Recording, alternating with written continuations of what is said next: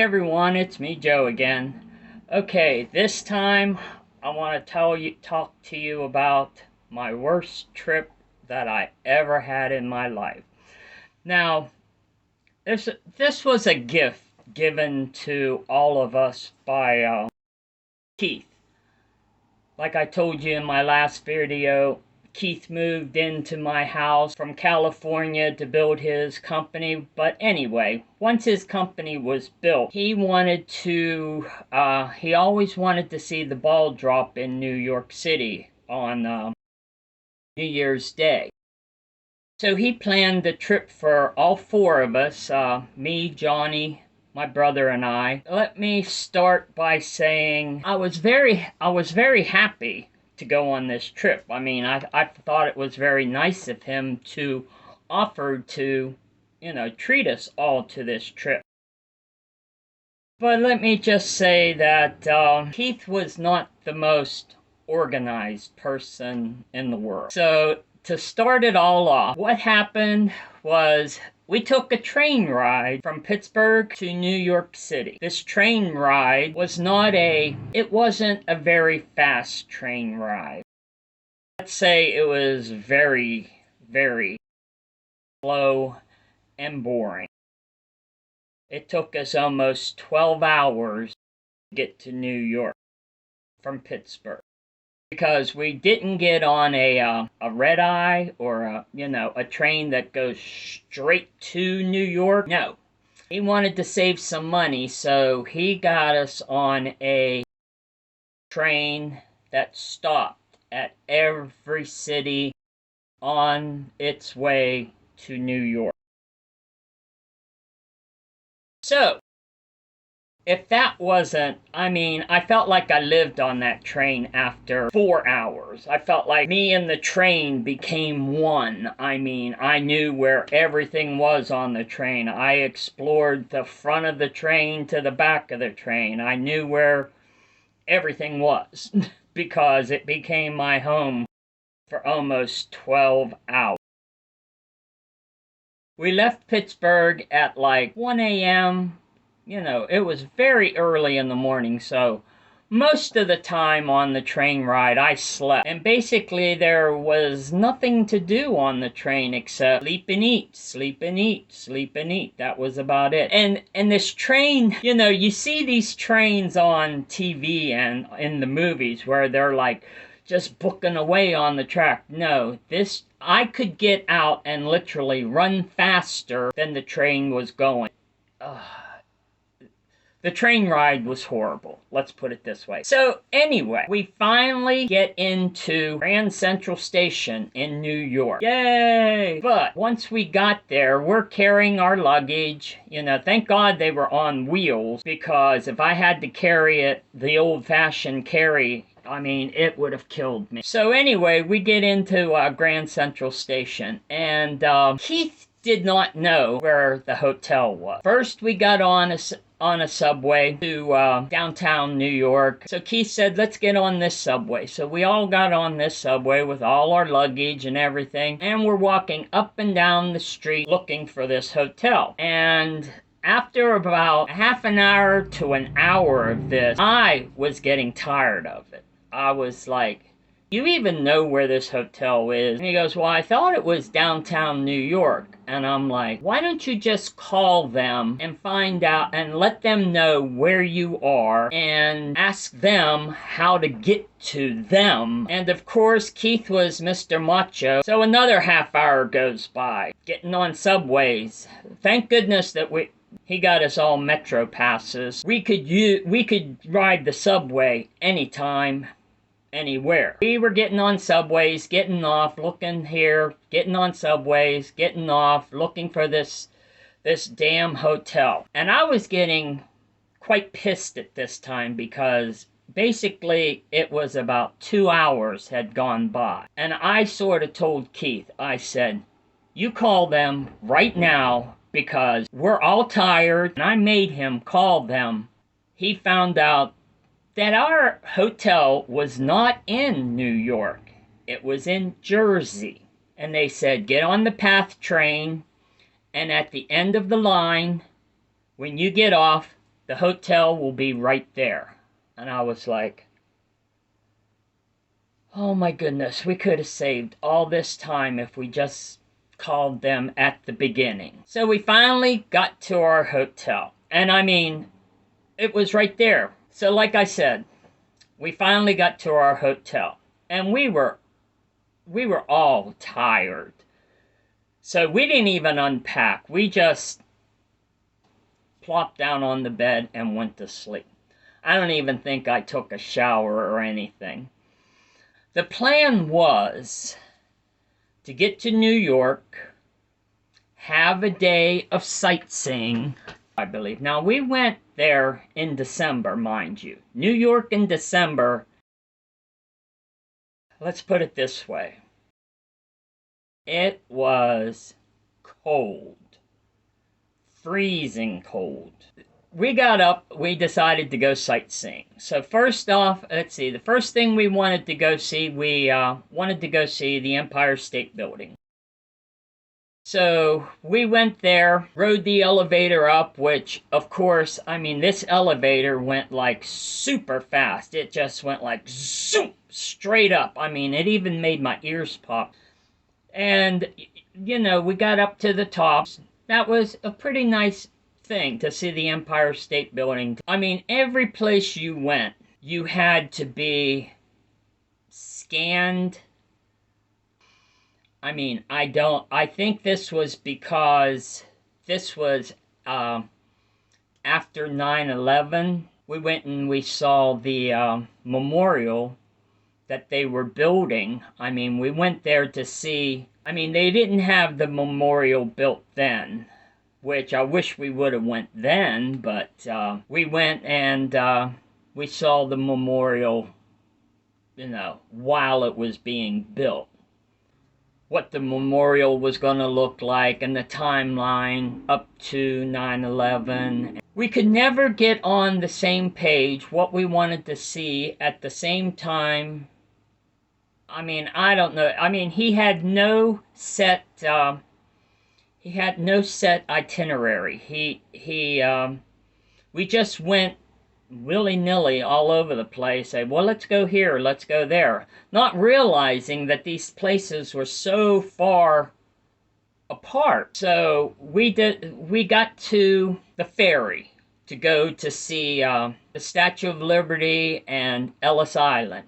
Now, of course, we got there, and by the time we got through security, we found out that we were going to get on the last ferry, so we could either go to the Statue of Liberty or Ellis Island.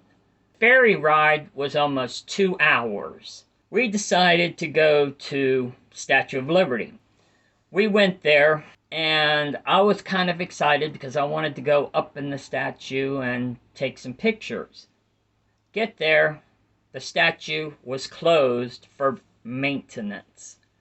So, of course, I didn't get to go up to the statue. I just had to walk around and try to get pictures from the outside, read why the statue turns green and all that. So, that was a bummer. We got back to the hotel room, slept, and got up the next day to see the ball drop.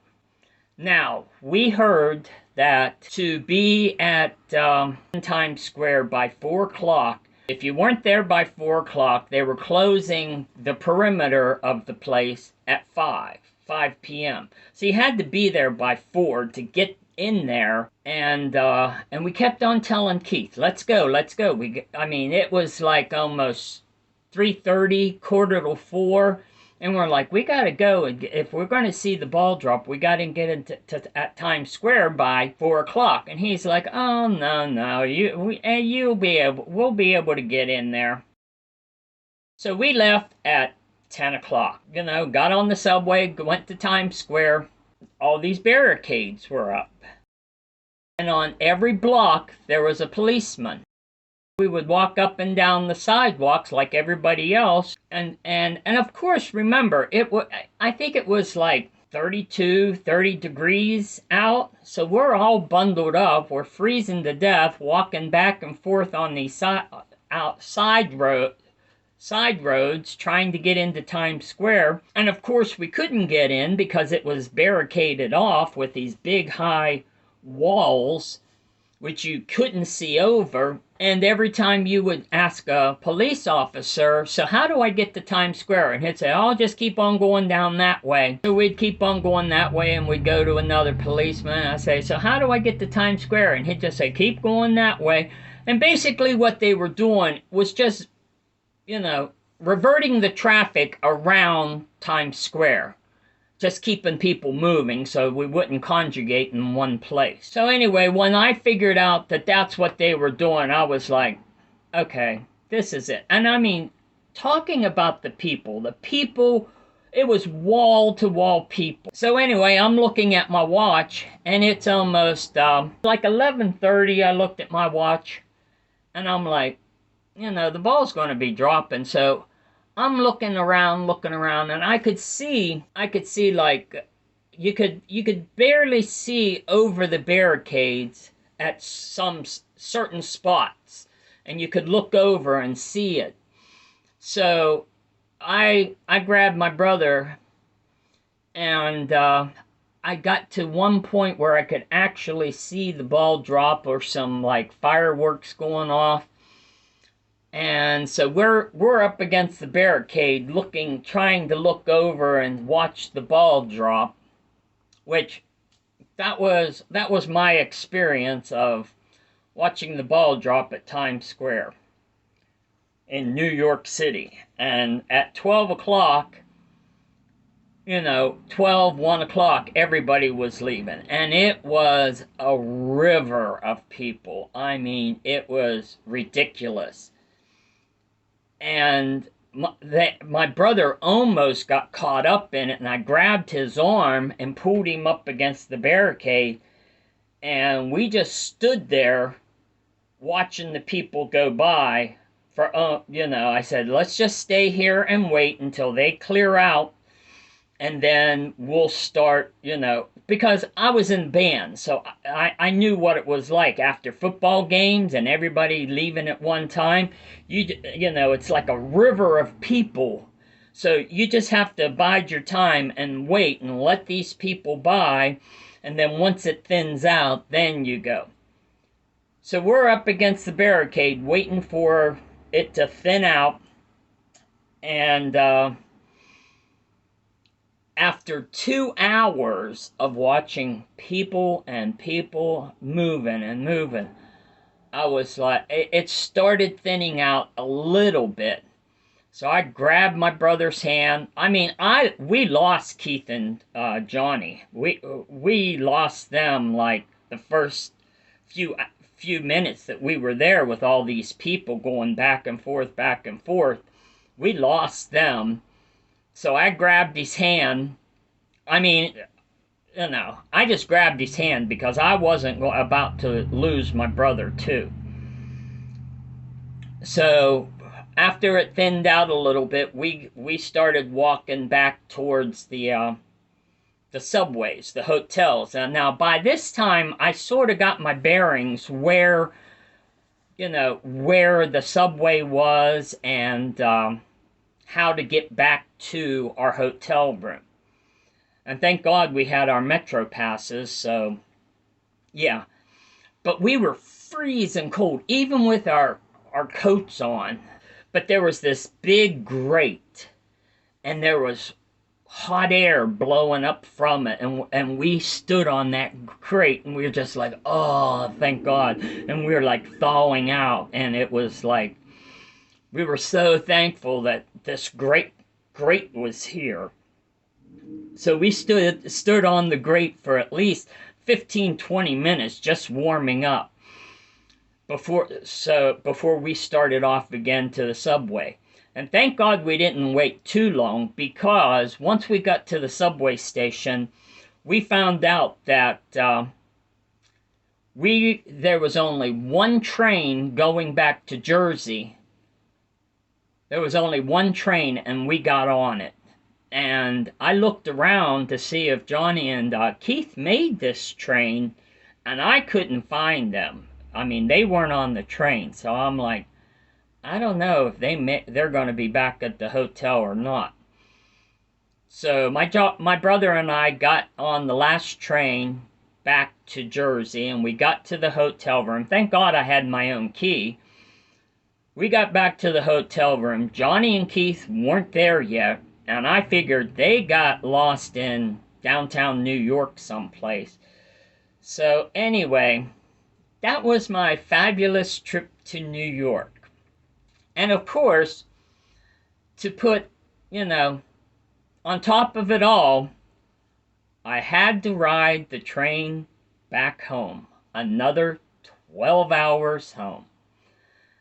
So, did I ever tell Keith about my experience?